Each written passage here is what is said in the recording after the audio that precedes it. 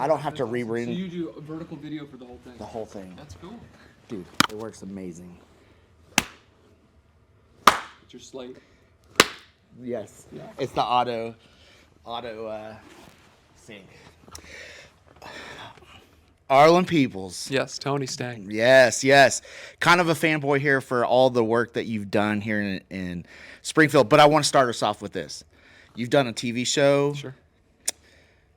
Give me the top 3 TV shows that you would rank of all time. Oh, all-time TV shows. All-time TV shows. To I Arlin, love- yes. Yes. So I thought 6 Feet Under was my first binge-worthy TV show where Nancy and I stayed up till 2, 3 in the morning. We lived in Chicago. Okay. And we had the DVDs from Netflix. Those DVDs, Yeah. when you ordered them? Yes. you Oh, ordered dude, them they don't do that I know, anymore, do I they? know. People don't know about that. These Yeah. young kids don't know They about have no it. idea what we struggled through. They would be scratched. It would be, you get a show and it wouldn't work. But yeah, 6 Feet Under was the first long-form sort of TV show that I thought was just like really incredibly done. Like almost everyone was like watching a movie. Yeah. And so that's way up there. I'm also a huge Seinfeld fan. Okay, good. Different kind of TV show, obviously, than 6 Feet Under. But I would watch that with my family in our basement at home. Do you feel like It's Always Sunny is just the latest version of Seinfeld? Oh, that's a good comparison. I have only seen, I think, maybe 1 or 2 seasons of It's Always Sunny in Philadelphia. Whoa! Yeah, breaking news! I What? know. I hate to out myself like that, but I haven't watched a ton of it. Okay. But you know what? You're very right on in that the archetypes of the characters from Seinfeld fit almost perfectly with the Always Sunny cast. Charlie Day is brilliant. Yeah, He's just a brilliant creator. He was my favorite part, for sure. Yes, Yeah. absolutely. So you got 6 Feet Under, you got Seinfeld. And then maybe on the more 6 Feet Under was dramatic too, but I thought Sopranos was really well done. That ending of The Sopranos, I mean, people still talk about it to this day. Yeah. But I will say I'm surprised because you did a sketch comedy show here. Right. Yeah. I thought you would throw out a Kids in the Hall. You remember that show? I do remember Kids in the Hall. Okay. Again, I've seen some episodes of Kids in the Hall. Same thing with Mr. Show. Yeah, I've seen some yeah. of those episodes. I haven't seen the full series of that either. But I don't know. I think when I think about TV now, I think about the more dramatic, long-form TV that's been kind of popularized. Like Breaking Bad almost. Oh, yeah. I love Breaking Bad. So those kind of shows are sticking out in my mind just because, The Sopranos kind of set the bar for, like, what you could do with a TV show. Man, The Sopranos it's so beautiful. Like, the storyline is just so beautiful. Yes. Yeah. I was also a big fan of, and I was watching it as they were coming out, Lost. Remember the show Lost? Oh, I remember the show Lost. Yes. I remember buying the volumes, like the season 1, season 2, and then just like binging them. Yeah, I had to get caught up because I was like maybe 3 seasons behind as it was airing on television. And so I had to binge those 3 seasons, and I loved it so much. And then the ending was so bizarre. And I felt like it left a lot of questions that people had about the show open to interpretation. It was the anti-Soprano ending. Right. I was evangelically ticked off at that. I was just like, what is happening here? This is the kind of a lame ending. Like, they're all just sitting in a church or something like that. Yes, yeah. And I know I'm a pastor, so I'm like, that's double bad for me to say that. But like, that was just a lame ending. Yeah, there was so much mysticism going on and so much. It really did. Mysticism is so true at the end. Yeah. So that's 4. That's more than you asked for. Hey, but I'll take it. I'll take it. Well, man, again, I'm such a fanboy of yours because as you like kind of look at your body of work, you are a singer. You've done like TV shows. Mm-hmm. So I kind of want to kind of do this dual conversation, but the first part will be the studio show. Yeah. And just tell me about how that began, what your experience was, like maybe what a deep joy is, and maybe something that you hold on to that maybe has a sour taste in your mouth from it. Yeah, well, it was really interesting. The studio show came out of the studio, the space that we were in. We had the building before we had any concept of what we were going to do. Our friend Adam Strong owned this building where the pharmacy art gallery used to be. And he said we could come into this building and do whatever we wanted. He said he wanted to kind of give it back to the arts community.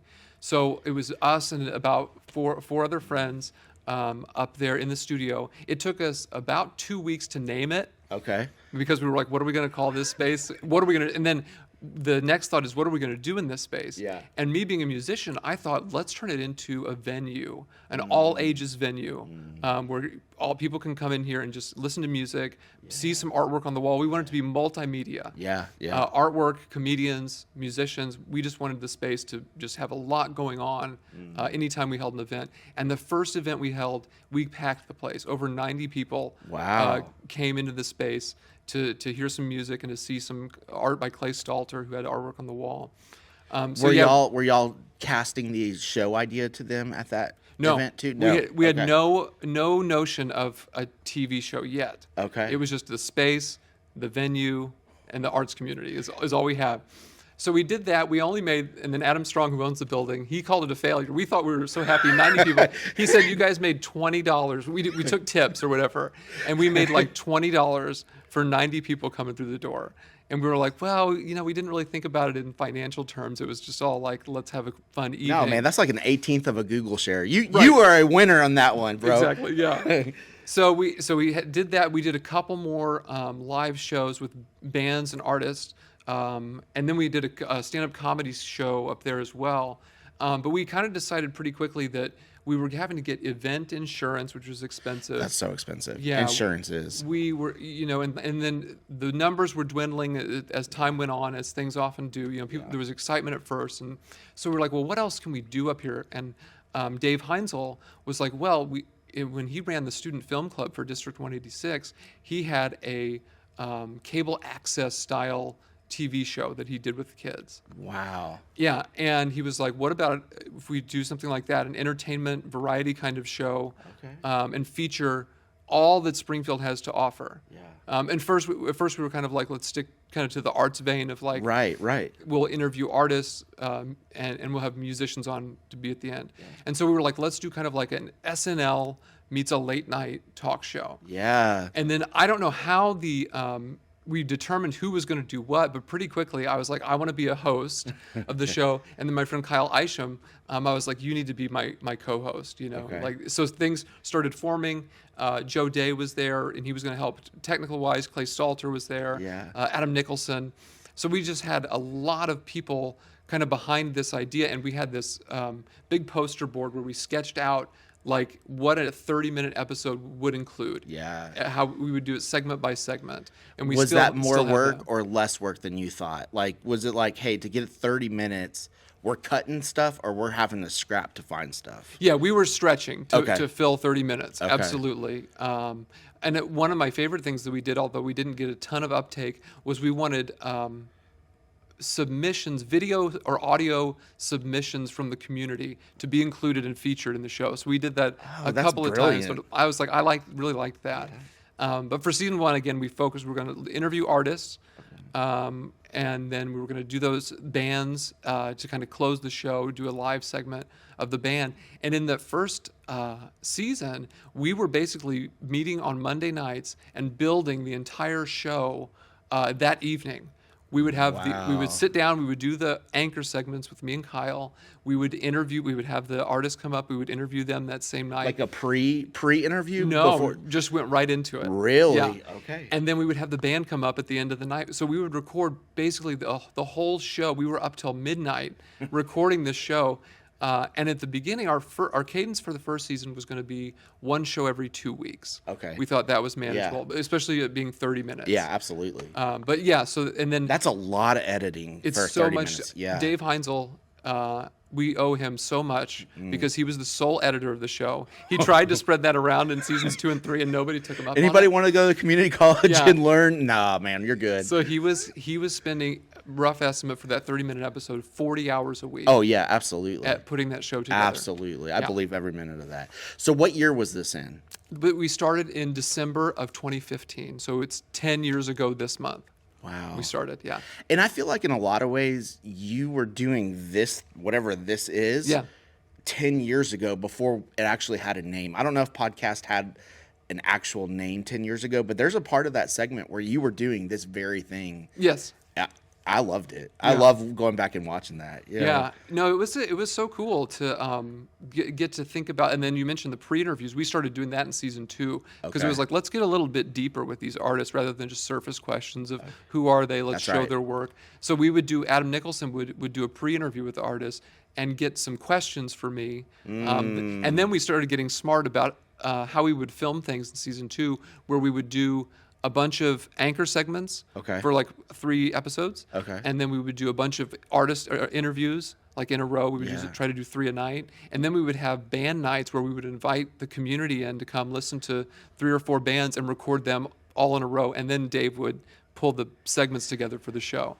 I was wondering how you had so much content, like, by volunteers essentially. So you would kind of bring them all together in one night and kind of stack them. That's really smart.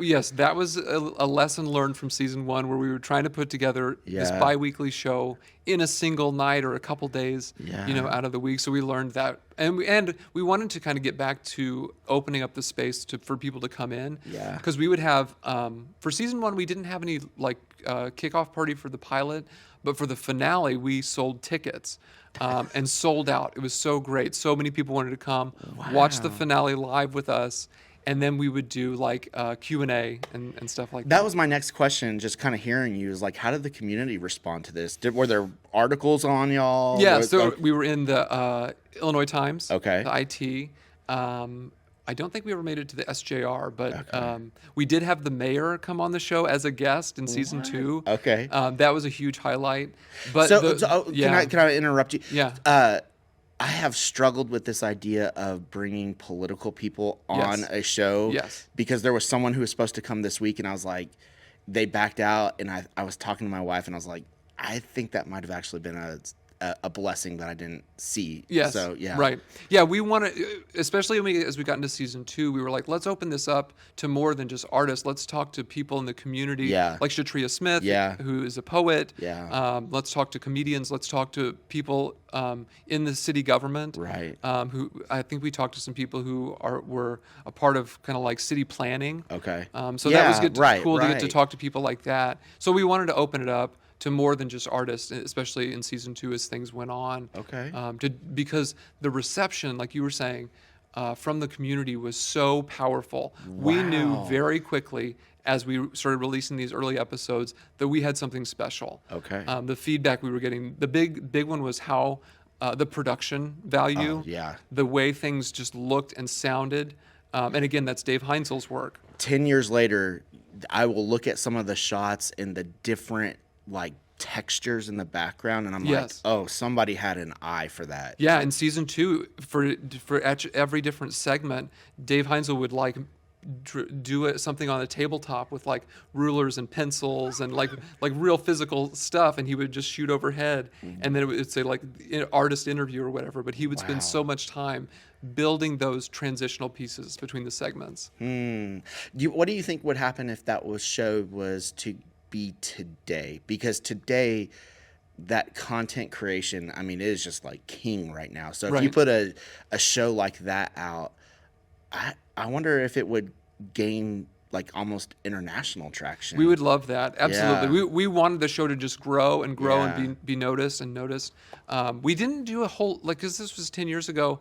Facebook was around, obviously. But it was something different. And we used Instagram a little bit. We didn't use a lot of social media. And I always wanted to create short clips of the show and put them out there for people to just kind of like pique their interest. Absolutely. And then go to YouTube for the full length thing. So it was a kind of even 10 years ago, it was kind of an older style form we were doing of a 30-minute long show rather than something that was just a sketch or something that was very short.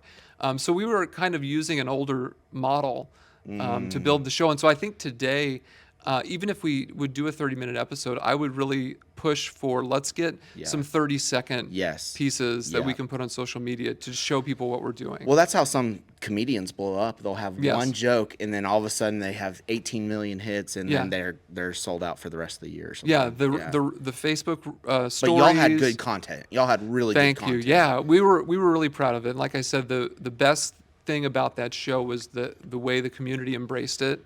Okay. And wanted us to succeed. And like I was telling you before we started filming, we just never were turned down from anyone we asked to do an interview, from anyone whose space we wanted to go film in. Like it was just all doors were open to us, and that's how we knew we were kind of onto something really powerful, and that there was a synergy there like beyond our comprehension.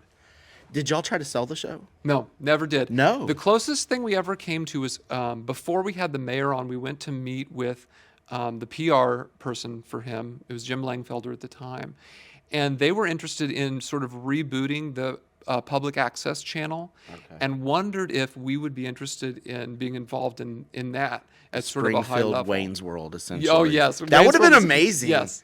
That So- would have been epic. Yeah. So we were like, that's an interesting idea. We were right in the middle of shooting season 2. Okay. So we were like, come back to us when we're done with this season, and we can maybe talk about this. So that was the closest we ever came to doing something beyond the show itself. But we were never approached by anyone to That's actually really shocking. bring it anywhere else other than YouTube. I don't know how, like, I'm not in that industry, but you look at it and it's just very beefy of good content, like good quality content and Yeah. good commentary and good, like it was evident that somebody would be a hard worker. And like, I'm surprised. I'm actually shocked no one approached y'all. I'm Yeah. actually really shocked. I would have done it. I would have said, let's do this show. Oh, that 5 would've days been a amazing. week. Yeah. Because we were all still, we all still have families, and we also had regular jobs that we Right. were going to, and this was just kind of a hobby. Yeah. And Dave Heinzel, he was the first one to say that this is, we're not taking this too seriously, even though he put so much work and so much sweat equity into building that show. We still treated it as something that was part of our lives, but not all consuming. The best things in life are things you can have with an open hand. Yeah. Like you can Yes. hold with, you try to get it a little too much, you'll crush it. Yep. You'll crush it. And I wanted to start like an LLC, like studio films. Like Yeah. I wanted to start a I'm company. sure y'all threw some money at it. Yeah. I'm sure you And threw I some money. I wanted to do promotional videos for like different businesses in Springfield. Like I wanted to have me and Kyle and Dave being sort of the producers of content Yeah. for local businesses. One of the threads in this show is I was writing jingles. My character Arlin was writing jingles for local Springfield businesses, and so this was kind of like art imitating life. It's like I Yeah. kind of wanted to do it in real life too for local businesses. Man, very talented crew. Just a outstanding show. And Thank you so much. But then throughout all that too, like you look on your YouTube page and you have like just a catalog of music as well. Right. So Yes. like talk, because you're now are you doing shows still? Yeah. You Oh, are, yeah. So I'm doing. I play in 2 bands. Okay, that's right. The local Springfield band is called Gold Maps. That's right. Okay. So that's the more like rock and up tempo kind of music that I'm writing. I still write some more folky material for like a solo show. I'll play somewhere around town, play solo. That's material. interesting that you said folky, because as I was kind of driving this week, thinking about listening to your songs, you have almost well, at least on one song. Oh, it's blinking. That's not cool. That's not good. That And means it's the all- battery. It should be good. But you're almost like a Robert Earl Keen meets folk. Like, Okay, have you ever yeah. heard of Robert Earl Keen? I've heard of him, but I don't. It's like I a don't Texas think- country writer. Okay, yeah. Like I was like, that dude, he is. I need to yes. listen to that. You should, yes. That's awesome. So you have a couple. So what are you doing now with your music? Yeah, so I've got a couple of solo releases under Arlin Peebles that you can stream anywhere, and then Gold Maps right now we're recording our first, and it's going to be a full-length album. I think 12 songs, and these songs are pretty recently written. Okay. Once I started playing with the guys in the band, I was like really inspired to write more rock music. Okay. So yeah, we're recording it ourselves. All my parts are done, the guitar, the vocal parts. You're doing it all yourself? Yeah, we're doing it all on my laptop. Wow. Garage bands? Or is there a better equipment? Logic. Logic. Yeah. Okay. And so you're touring in the 2 different. Man, I gotta tell you, dude, Have you just always had that creative impulse? Yes, that was fostered so young for me. My mom, she took care of everything. I didn't have to do chores. I didn't have to fill out forms. Way to go, Mom. Her main goal in life was to not stifle my creativity, because I guess she saw early on, like we'd watch a movie Friday night, like Die Hard or something. Yeah. And then the next day, I would spend all morning recreating that movie from beginning to end, playing the main character and going through it. And so Oh my goodness. they recognized pretty early on that I had an interest in like acting and theater and Yeah. stuff. I did theater in high school and studied theater in college at SIU Carbondale as well. So always been involved in acting, and then music kind of came on a little later when I got my first guitar at 13. Okay. And took lessons for a while. I really struggled with learning to read music Yeah. and learning Oh, yeah. these songs that they've got in these songbooks. But then one day my guitar teacher said, "Why don't you bring in something that you like to listen to?" What do you like to listen to? So I brought in Nirvana's MTV Unplugged. Yes.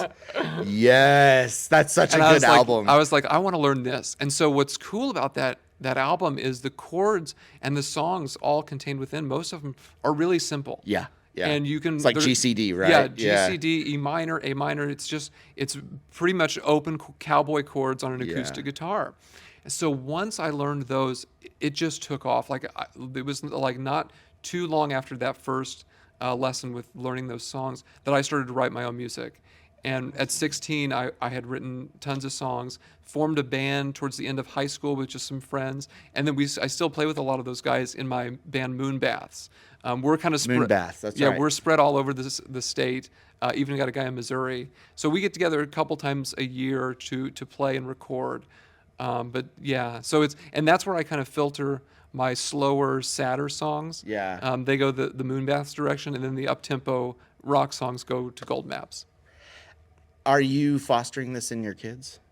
Are you I doing think the a same? little bit. Yeah, my daughter, she loves theater. She's in the Springfield Scarlet Line dance team. Okay. My son just had a performance this afternoon where he played Sunflower 2. He's in kindergarten. Oh my goodness. He played Sunflower 2 at his Montessori school at the winter solstice program that they put on. Okay. And he was great up there. Every time he's kind of short, so he had to stand up really tall and kind of shout into the microphone. So every time he said a word, the crowd just went wild. They were laughing. So he with knows laughter. that moment almost. Yes, yeah. Okay. So we'll see if he's interested. We thought he might be more of our sports kid, but he's tried soccer. That didn't really take. He wants to try t-ball.